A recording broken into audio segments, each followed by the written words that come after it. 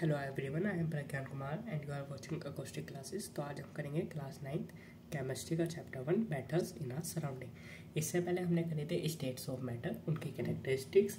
States of matter में थे solid, liquid and gas. हमने एरोसोल लेवल पे करा था, तो हमने प्लाज्मा एंड पीईसी को भी कवर करा था एंड कुछ फंडामेंटल्स भी देखे थे। आज हम करेंगे टेम्परेचर एंड आगे के कुछ points. Temperature can be measured in degree Celsius, degree Fahrenheit and Kelvin. Kelvin is the SI unit to measure temperature. 0 degree Celsius is the freezing point and 100 degree Celsius is the boiling point of water. 32 degree Fahrenheit is the freezing point and 212 degree Fahrenheit is the boiling point of water. 273 Kelvin is the freezing point and 373 kelvin is the boiling point of water. ये कुछ units हैं जो आपको याद रखनी पड़ेंगी। अब हम देखेंगे relationship between Celsius and Fahrenheit, यानी कि converting degree Celsius into degree Fahrenheit. Degree Fahrenheit is equal to 9/5 degree Celsius plus 32। ये एक फॉर्मूला होता है डिग्री सेल्सियस को फ़ारेनहाइट में कन्वर्ट करने के लिए। अब देखेंगे converting degree Celsius into kelvin. Kelvin is equal to 273 plus degree Celsius, यानी कि 273 इज 0 डिग्री सेल्सियस। ये फॉर्मूला होता है केल्विन को डिग्री सेल्सियस या फिर सेल्सियस को केल्विन में कन्वर्ट करने के लिए। लास्ट पार्ट में लिखा था हमने स्टेट्स ऑफ मैटर। अब हम देखेंगे changing the states of matter by different ways. We can change the state of matters by changing the temperature and by changing the pressure. इसका मतलब है हम state of matter यानी कि सॉलिड को लिक्विड या फिर लिक्विड को गैस में कन्वर्ट कर सकते हैं by changing the temperature with the help of temperature and by changing the pressure with the help of pressure. अब हम देखेंगे change of state from solid to liquid. Solid को लिक्विड में चेंज करने के लिए the temperature at which solid melts to become liquid under atmospheric pressure is called melting point, and this process is called melting or fusion. इसका best example है ice. Ice को जब हम हीट प्रोवाइड करते हैं तो वो लिक्विड में चेंज हो जाती है, वाटर में चेंज हो जाती है। अब देखेंगे changing the state of liquid into gas. The temperature at which liquids start boiling into gas under atmospheric pressure is called boiling point, and this process is called boiling or vaporization. इसका best example है water. Water को जब हम heat करेंगे तो वो gas में convert हो जाएगा। Now let me explain you why ऐसा बाय दिस हैपन, ऐसा होता क्यों है। मान लीजिए ये एक बीकर है, इसमें हमने लिक्विड लिया, इस बीच में जब हम हीट प्रोवाइड करेंगे तो इसका इंटरमोलिकुलर फोर्स इंक्रीज हो जाएगा, इंटरमोलिकुलर फोर्स जो है वो डिक्रीज हो जाएगा, यानी कि इनका बॉन्ड हीट की वजह से टूटने लगेगा and space between particle increase हो जाएगा। इसलिए लिक्विड गैस में कन्वर्ट हो जाता है। वेराइज अगर हम सॉलिड को ले, इसमें इंटरमोलिकुलर फोर्स ऑफ अट्रैक्शन सबसे ज़्यादा होता है, इंटरमोलिकुलर स्पेस बिटवीन पार्टिकल सबसे कम। जब हम इसमें हीट प्रोवाइड करेंगे तो इसमें इंटरमोलिकुलर फोर्स ऑफ अट्रैक्शन जो है वो डिक्रीज हो जाएगा and intermolecular space between particle जो है वो इंक्रीज हो जाएगा। इसलिए आइस यानी कि सॉलिड लिक्विड में चेंज हो जाता है। अब हम देखेंगे changing the state of gas into solid. The transition of substance directly from the gas to the solid on cooling without passing through liquid is called deposition. यानी कि अगर हम गैस टू सॉलिड जाते हैं विदाउट चेंजिंग इनटू लिक्विड, इस process by cooling down is called deposition. Changing the state of liquid into solid, the process due to which a liquid change into solid at fixed temperature with the release of heat energy on cooling is called solidification. Solidification का अगर हम कोई example लें तो best example होगा water and ice. अगर हम water में से हीट ले लेंगे यानी कि उसको इंटरमोलिकुलर फोर्स ऑफ रिडक्शन बढ़ा देंगे and intermolecular force of space कम कर देंगे तो वो सॉलिड यानी कि आइस में कन्वर्ट हो जाएगा। ये liquid to into solid conversion होगा। ये बेस्ट एग्जांपल ऑफ सॉलिडिफिकेशन है। अब देखेंगे changing the state of gas into liquid, the process through which gas change into liquid on cooling is called condensation. यानी कि अगर हम गैस का इंटरमोलिकुलर फोर्स बढ़ा देंगे एंड स्पेस को कम कर देंगे तो वो लिक्विड में चेंज हो जाएगा। अब देखेंगे changing the state of solid into gas, a change of state directly from solid to gas without changing into liquid under atmospheric pressure is called sublimation. Sublimation का बेस्ट एग्जांपल है solid carbon dioxide, solid dry carbon dioxide, जो कि अगर हम आपने देखा होगा तो स्टेज परफॉर्मिंग स्टेज पे जो धुआं बनता है वो सॉलिड ड्राई कार्बन डाइऑक्साइड की वजह से बनता है, जो सॉलिड होती है एंड बाद में हीट की वजह से गैस में कन्वर्ट हो जाते हैं। अब हम देखेंगे latent heat, the quantity of heat required to convert a unit mass of substance from one state to another state without changing any temperature is called latent heat. In Greek language, latent means hidden. This is also called internal heat. Latent heat होती है internal heat जो particles को बीच में present होती है and वो one state to another state में change करती है।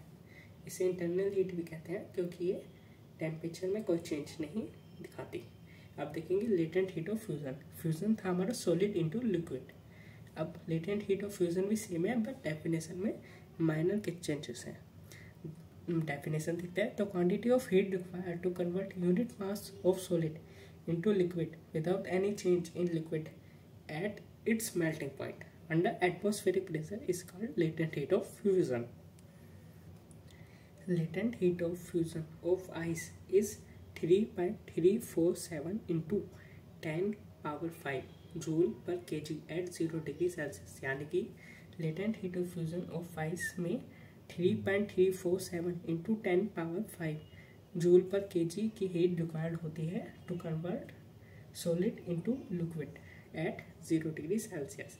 यानी कि आइस को 3.347 into 10 power 5 joule per kg की हीट रिक्वायर्ड होगी लिक्विड यानी कि वाटर में चेंज होने के लिए। ये क्वांटिटी है यानी कि यूनिट है जो कि आपको याद रखनी पड़ेगी। ये यूनिट NSO या फिर साइंस ओलंपियाड में भी पूछी जा सकती है। अब हम देखेंगे latent heat of vaporisation. Vaporisation था लिक्विड इनटू गैस। डेफिनेशन देखते हैं, the quantity of heat required to convert unit mass of liquid into gas without any change in liquid at its boiling point under atmospheric pressure is called latent heat of vaporization. Latent heat of vaporization of water is 22.59 into 10 power 5 joule per kg at 100 degree Celsius। यानी कि water को gas बनाने के लिए 22.59 into 10 power 5 joule पर KG heat required होगी 100 degree Celsius पे gas बनाने के लिए। ये अभी तक थे changing the state of matter by changing into temperature. अब हम देखेंगे change the state of matter by applying pressure. We can change the state of matter by changing the interparticular distance and interparticular force. This can be done by applying pressure and lowing down the temperature. Gas to liquid and liquid to gas. अगर हमें pressure apply करेंगे तो वो gas to liquid जाएगा, liquid to gas नहीं जाएगा pressure से। अगर हम लोअरिंग डाउन टेम्परेचर करेंगे तो वो गैस टू लिक्विड जाएगा, लिक्विड टू गैस नहीं जाएगा। हमें लिक्विड टू गैस जाने के लिए टेम्परेचर को हाई करना पड़ेगा। अब इसकी डिफाइन देख लेते हैं। By applying pressure the gas get liquefied by application of pressure. When pressure is applied on gas with the help of piston, the intermolecular force of attraction between particles increases and intermolecular space between particles decreases. Therefore gas get liquefied और convert into liquid. मैं समझाता हूँ कैसे। अगर ये beaker है, इसमें हमने गैस के पार्टिकल्स लिए, इसमें हमने पिस्टन से प्रेशर अप्लाई करा, ये पिस्टन है हमारा,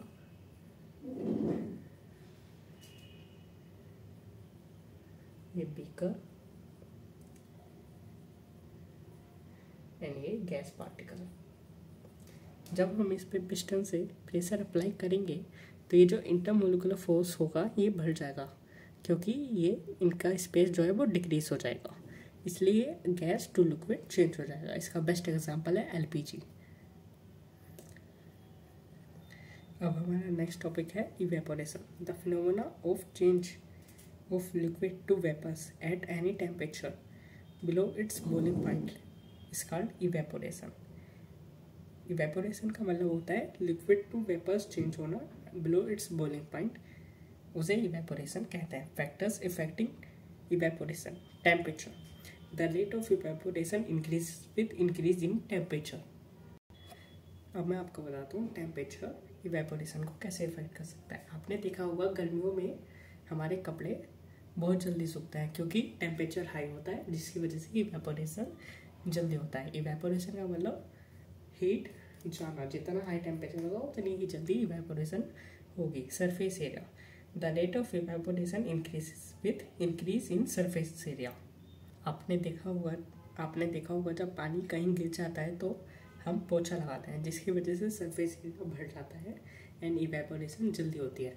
इसका सेकेंड बेस्ट एग्जांपल है जब आपने दूध हम लेते हैं, जब वो गर्म होता है तो उसे बड़ी कटोरी में रख के जल्दी ठंडा कर जाता है, क्योंकि सरफेस एरिया बढ़ जाता है, जिसकी वजह से इवेपोरेशन जल्दी होती है। Wind speed, the rate of evaporation increase with increase in wind speed. अगर विंड स्पीड हाई होगी तो इवेपोरेशन जल्दी जल्दी केस होगा। Humidity, the rate of evaporation increases with decrease in humidity. ऐसा क्यों? अगर ह्यूमिडिटी का मतलब होता है water droplets present in the air. ये एयर है, इसमें वाटर ड्रॉपलेट्स पहले से ही प्रेजेंट होंगे एंड ये सरफेस है। तो अगर यहाँ पे इवेपोरेशन होना है तो ये इन्हें स्पेस नहीं मिलेगा एयर में जाने के लिए, क्योंकि जिससे ह्यूमिडिटी की वजह से इवेपोरेशन इफेक्ट होगा। अगर ह्यूमिडिटी नहीं होगी तो इवेपोरेशन जल्दी जल्दी होगा, एंड अगर ह्यूमिडिटी होगी तो इवेपोरेशन स्लोली होगा। इसलिए the rate of evaporation increase with decrease in humidity. अब कुछ इंपॉर्टेंट पॉइंट्स जो साइंस ओलंपियाड में पूछे जा सकते हैं, अदरवाइज आपको स्कूल लेवल पे भी पता होने चाहिए। Ice at 0 degree Celsius is more effected in cooling as compare to water at 0 degree Celsius. ऐसा होता क्यों है? Ice at 0 degree Celsius more effected होती है कूलिंग में, क्योंकि उसमें इंटरनल हीट यानी कि लेटेंट हीट प्रेजेंट नहीं होती, and water at 0 degree Celsius में क्योंकि वो लिक्विड है, इसका मतलब कि उसमें लेटेंट हीट प्रेजेंट होगी, इसलिए ice is more effected in cooling as compare to water at 0 degree Celsius. अब second important point, water freeze at 0 degree Celsius, but when salt is mixed in it, freezing point gets lower। इसका मतलब अगर एक water freeze होता है 0 degree Celsius पे, freezing point of water is 0 degree Celsius, but अगर हम उसमें सोल्यूट में यहाँ पे सोल्ट लिया है, अगर हम सोल्ट को मिक्स कर देंगे वाटर में तो उसका फ्रीजिंग पॉइंट लो हो जाएगा। अब मैं समझाता हूँ आपको कैसे। अगर ये यहाँ पे एक बीकर है, इसमें वाटर के पार्टिकल्स हैं जिसमें स्पेस होता है, इसलिए मैंने दो दिखाया।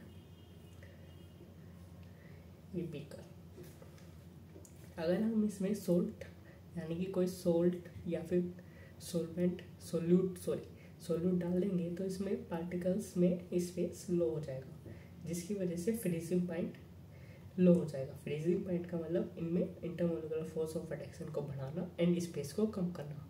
अब इसमें फोर्स बढ़ जाएगी क्योंकि पार्टिकल्स ऑफ सोल्यूट भी हैं एंड वाटर भी है, इसलिए स्पेस कम हो जाएगी एंड फोर्स बढ़ जाएगी, इसलिए फ्रीजिंग पॉइंट जो है वाटर का वो 0 डिग्री सेल्सियस से कम हो जाएगा। -1 -2 -3 कुछ भी। अब हम देखेंगे third point, steam is more effective than boiling water.